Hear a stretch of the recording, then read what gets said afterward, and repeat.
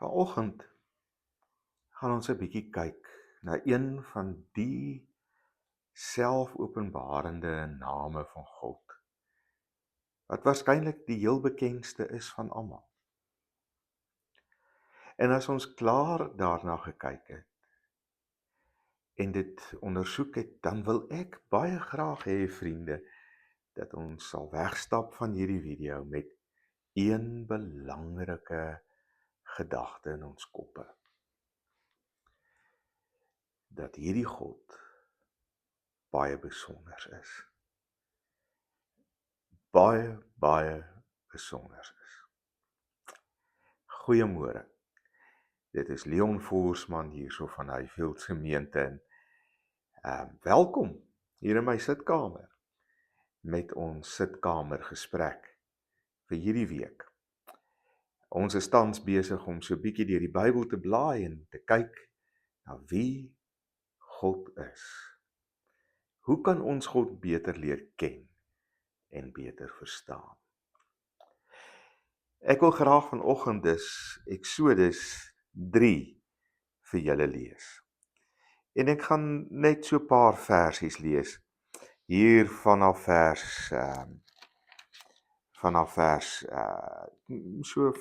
10 se kant af. Dat ons net 'n bietjie 'n idee kry. Daarom stuur ek jou na die Farao toe, sodat jy my volk, die Israeliete uit Egipte, kan bevry. Toe sê Moses vir God, wie is ek, dat ek dit by die Farao sou gaan waag, en dat ek die Israeliete uit Egipte sou bevry? God het hom geantwoord, ek sal by jou wees, en die bewys dat ek jou gestuur het, sal dit wees. Wanneer jy die volk uit Egipte bevry, sal julle my by hierdie berg aanbid. Daarna sê Moses vir God, sê nou maar, ek kom by die Israeliete en ek sê vir hulle, die God van julle voorvaders het my na julle toe gestuur. En hulle vra vir my, wat is sy naam? Wat moet ek dan vir hulle sê? Toe sê God vir Moses, ek is wat ek is. Jy moet vir die Israeliete sê, ek is, het my na julle toe gestuur. Ek is wat ek is. Dis sekerlik, vriende, ook een van die name, selfopenbarings van God, sou ek eerder wou praat. Waaroor al baie gespekuleer is en baie gesê is. Maar die vraag na wie God is waarskynlik, vriende, een van die grootste vrae wat ons sou kon vra. Meeste van ons soek op 'n sekere manier, soos Moses, na 'n naam. Na 'n naam. Dis soos om te sê, wie is die CEO van 'n bepaalde maatskappy? En dan, as jy dit vir iemand sou vra sou daardie persoon vir jou antwoord, meneer Jan van der Merwe. Hy is die CEO. Hy het 'n naam. Maar met God werk dit anders. Jy kan hom nie in 'n naam vasvat nie. Jy kan nie God vasgryp en sê, die CEO van die kerk, die CEO van die wêreld, die CEO van die heelal is argiemens onthaalde Jan van der Merwe nie. Nee, met God is dit anders. Hy word nie noodwendig geken net in 'n naam nie, maar eerder word hy geken deur sy dade en veral sy karakter. Hoe hy homself aan ons bekend maak. En Uiteindelik is dit waaroor ons in hierdie gesprekke met mekaar eintlik praat. Om die groot vraag, wie is God, beter te kan beantwoord. Ons kyk na sy dade, wat hy doen, en ons kyk na sy karakter. En selfs hierdie ondersoek, na sy dade en sy karakter, met die antwoorde wat ons daaruit kry is, soms baie gebrekkig. Want God is veel, veel meer as 'n paar beskrywings van wat hy gedoen het en van sy karakter.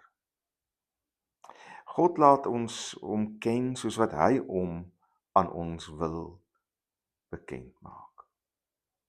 Hy wys vir ons wie hy is, dit wat hy graag aan ons wil bewys of wys in 'n bepaalde tyd en plek in die geskiedenis. En so het God hom ook dwars deur die geskiedenis van Israel en ook van die kerk en tot vandag toe nog homself op allerlei maniere aan ons bekend gemaak. En so lees ons dan in Eksodus 3 vers 14, soos wat ons vanoggend gedoen het. As Moses vra, wie sal ek vir die Israeliete sê, het my gestuur? Dan sê God vir hom, ek is wat ek is. En binne Israel, vriende, is dit waarskynlik, Jode, die belangrikste naam waarmee God homself uiteindelik aan sy kinders bekend maak. 'n Naam wat so gevul is met 'n rykheid van waarheid oor wie God is,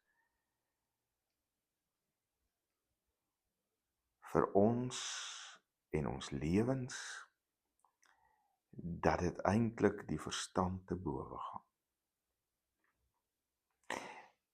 Ouens wys daarop dat ons sou in hierdie naam 4 goed kon raak lees oor wie God is. Ons sou kon raak lees dat hy die ewige God is, wat van niemand afhanklik is nie. In Maleagi 3:6 sou ons uit hierdie naam kon aflei dat hy die onveranderlike is, dat hy regtig altyd deur die eeue is wie hy sê hy is, dat hy nie homself prysgee ter wille van, maar dat hy is wie hy is. Ons sou uit hierdie naam kon aflei, soos wat die Hebreëus dit ook bedoel, dat hy oral en altyd teenwoordig is by sy kinders.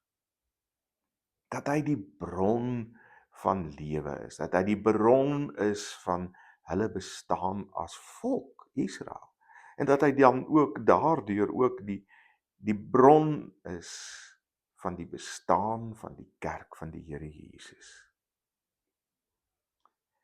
Die naam gaan dus baie minder oor 'n definisie, maar veel eerder oor God se getroue teenwoordigheid by sy volk, deur die loop van hulle geskiedenis, Israel, maar ook later deur die geskiedenis van die kerk.